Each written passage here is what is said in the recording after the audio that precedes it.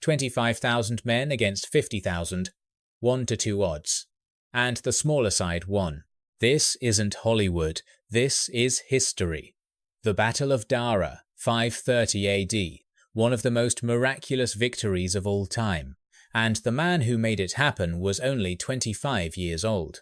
His name was Belisarius, the general many consider the last military genius of Rome. But to understand why this battle matters, we need to go back in time a bit to the 6th century AD. By this point, the Western Roman Empire had fallen more than 50 years ago. Europe was plunged into chaos and the darkness of the Middle Ages. But in the East, the other half of Rome still stood strong. People called it the Byzantine Empire, with its glorious capital Constantinople. Constantinople, the city straddling Europe and Asia, where all trade routes converged, was the wealthiest and most powerful city in the world at that time. And Byzantium's greatest enemy wasn't the barbarian tribes from the north. It was an empire even older than Rome itself, Persia. The Sassanid Empire of Persia was at the height of its power, with the mightiest army in the east, especially their armoured cavalry. Persian cavalry wasn't ordinary. Both rider and horse were clad in iron armour, like living tanks that could crush any infantry formation. These two superpowers had been fighting for centuries, and in 526 a new war erupted called the Iberian War. The cause was complicated, but simply put, Persian King Kavod wanted to force the Kingdom of Iberia in the Caucasus to convert to Zoroastrianism. The Iberian king refused and fled to seek Byzantine protection. Kavod was furious, seeing this as an insult, and decided to teach them both a lesson. In 527, Emperor Justinian I ascended the throne in Constantinople. He had a grand dream of restoring the entire Roman Empire. Justinian wanted to reclaim Italy, North Africa, Spain, everything Rome had lost to the barbarian tribes 50 years before. But before turning west, he needed to stabilize the Eastern Front. And for that, he needed a capable general. The man chosen was Belisarius, a young man in his mid-20s from the region of Thrace, modern-day Bulgaria and Greece. Belisarius was born into an ordinary family, with no noble lineage or military tradition. He made his name from nothing. But there was a problem. Belisarius was not an undefeated general. In fact, he had just lost 2 consecutive battles against the Persians. In 528, he was disastrously defeated at Thanaris. The Persians used trenches to trap and destroy the Byzantine forces. Then he lost again at Minduos shortly after.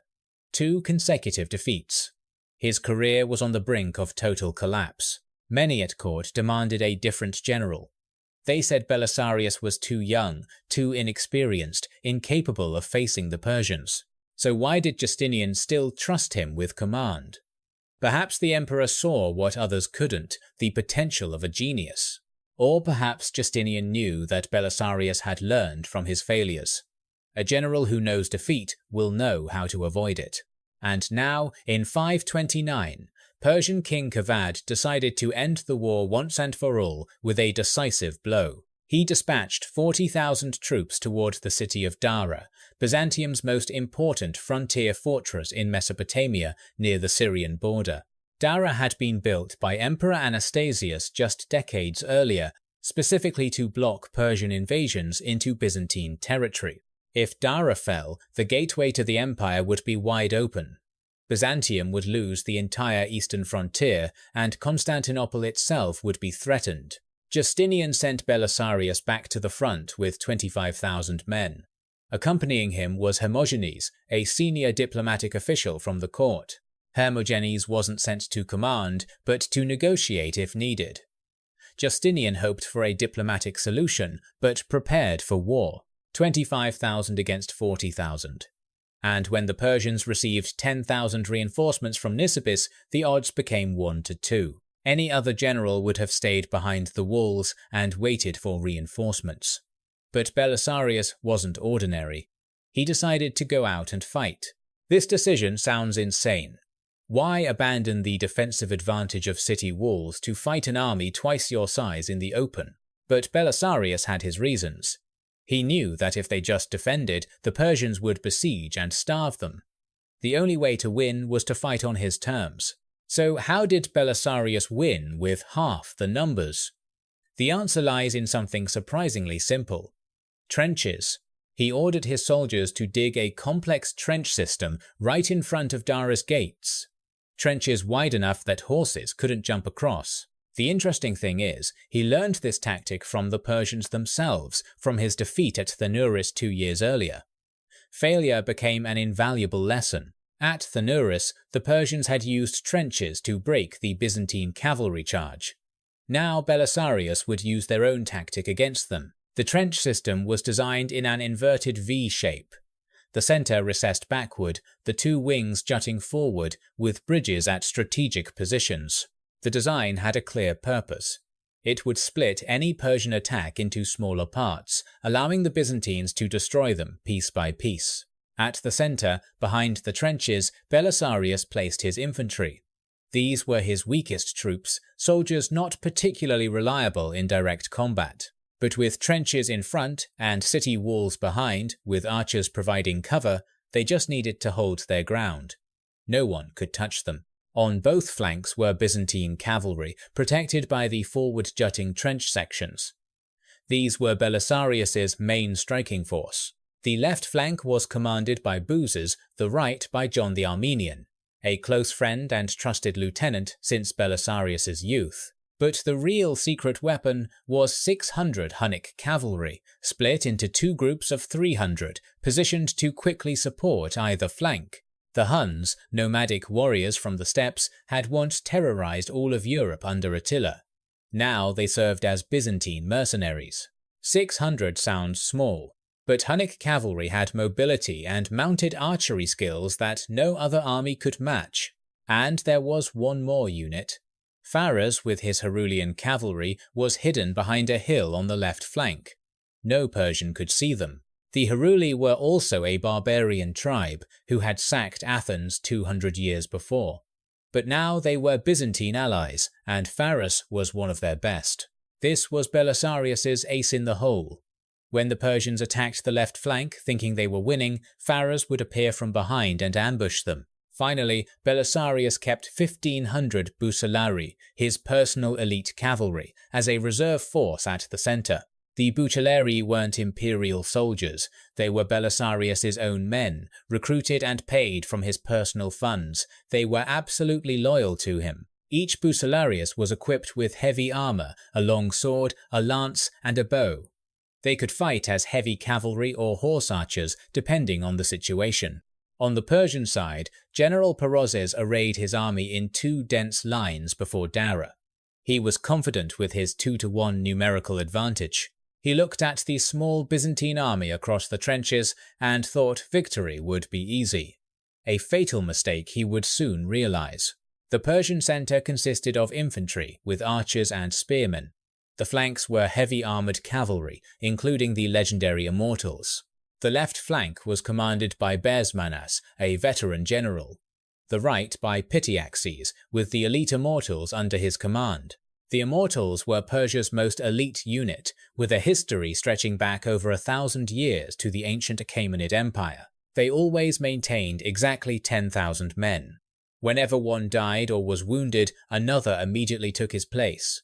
That's why they were called Immortals. Before the battle began, Belisarius did something unexpected. He sent a letter to Perozes, proposing peace negotiations instead of bloodshed. The letter stated that the first blessing is peace, something any person with reason would agree upon. The best general brings peace from war, not the reverse. Perozes read the letter and laughed scornfully. To him, this was a sign of weakness and fear. Byzantium was trembling. Victory would be even easier. That arrogance would cost him dearly. And then, on a day in June of 530, the battle began. The first day saw no major fighting, only single combat between champions from both sides, following the ancient Eastern tradition of war. A Persian knight rode out between the two armies and challenged Belisarius to single combat. This was a way to test the enemy's strength and will before the main battle. But instead of going himself, Belisarius sent someone else, someone no one in the Persian army could have expected. His name was Andreas. He wasn't a warrior, wasn't an officer. He was a slave who served Belisarius's daily bath. But Andreas had a secret only Belisarius knew.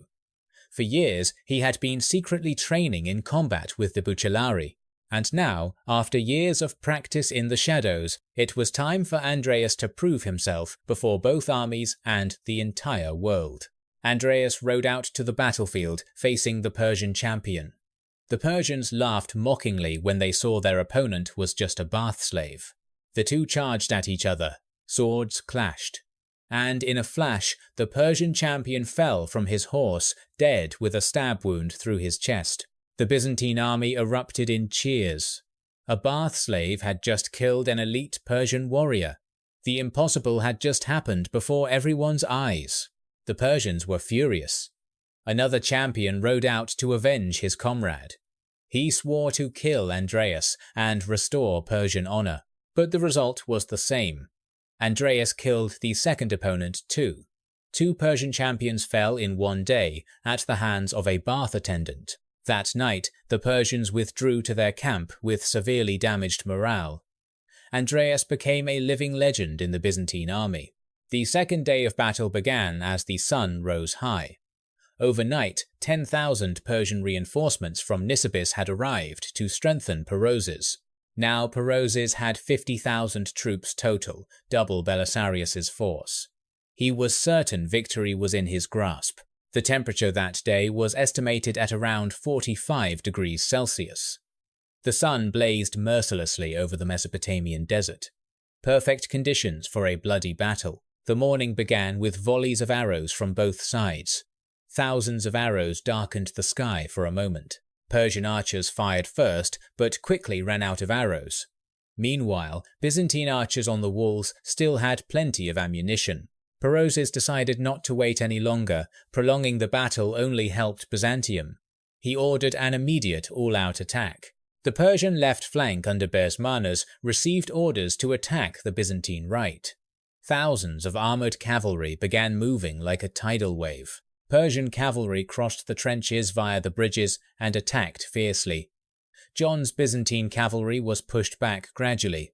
The line began to waver. From a distance, everything seemed to be going exactly as Perozes predicted. Byzantium was losing. Just a little more and they would collapse completely. But Belisarius wasn't panicking. He stood calmly observing from the center of his lines. He was waiting for exactly this to happen. As the Persians advanced deep into the Byzantine lines and got caught up in their pursuit, they unknowingly exposed their flanks and rear. That's when the trap sprang. Sunnikas with 300 Hunnic cavalry suddenly burst out from inside the Byzantine lines, striking the left flank of the pursuing Persian cavalry. At the same moment, Faris and the Herulian cavalry emerged from behind the hill where they'd been hiding since the battle began. The Persians were completely surprised, caught between two pincers. Suddenly, the hunter became the prey. Persian cavalry panicked, not knowing how to react when attacked from both directions at once. In the chaos, Sunnikas found Baresmanas, the general commanding the Persian left flank, trying to rally his troops. This was a golden opportunity. Sunnikas charged through the chaotic crowd and killed Baresmanas. Then he killed the standard-bearer carrying the Persian general's flag.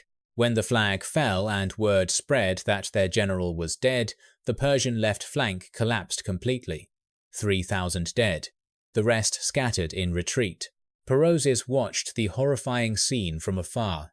Half his army had just been destroyed in less than an hour. But he still wouldn't give up. He decided to play his final trump card.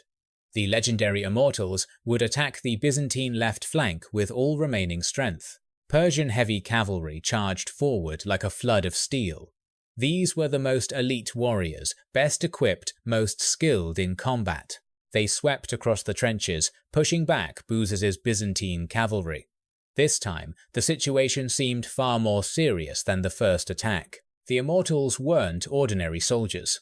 They didn't panic, didn't flee. They advanced steadily, overwhelming with skill and iron discipline. But once again, Belisarius maintained his remarkable composure.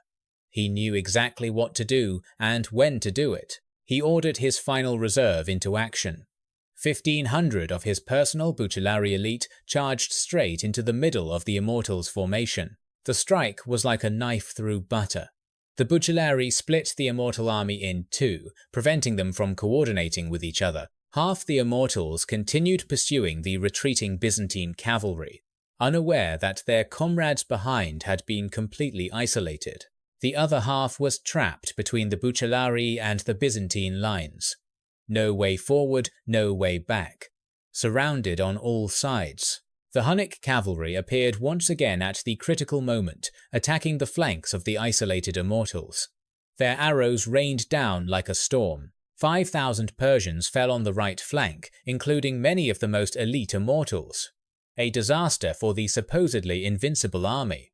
Buce's Byzantine cavalry, who had been retreating, suddenly realized their pursuers had vanished. They turned around and saw their comrades winning. Immediately, they counterattacked, charging after the panicking Persian remnants fleeing to the rear. Hunter and prey reversed roles once again. The entire Persian right flank collapsed. The infantry at the center, who hadn't even engaged yet, saw both flanks shattered and began fleeing in panic. The mighty 50,000-strong Persian army was now just a chaotic mob, trampling each other to escape the battlefield. Belisarius allowed pursuit for a few miles, then ordered a halt. He knew pursuing too far could lead to an ambush. Discipline always comes first. An ordinary general would have been drunk with victory and pursued to the end. But Belisarius wasn't ordinary. He knew when to stop. The Battle of Dara was over. The Persians lost about 8,000 men, including many of their finest warriors. Byzantine casualties were negligible. A perfect victory. One-sided casualty ratio. An army half the size had convincingly defeated a force twice its number. News of the victory spread throughout the Byzantine Empire. Belisarius, the 25-year-old general who had once failed, was now a national hero. Justinian was extremely pleased. He had been right to trust the young man from Thrace. Now the dream of restoring the Roman Empire could become reality.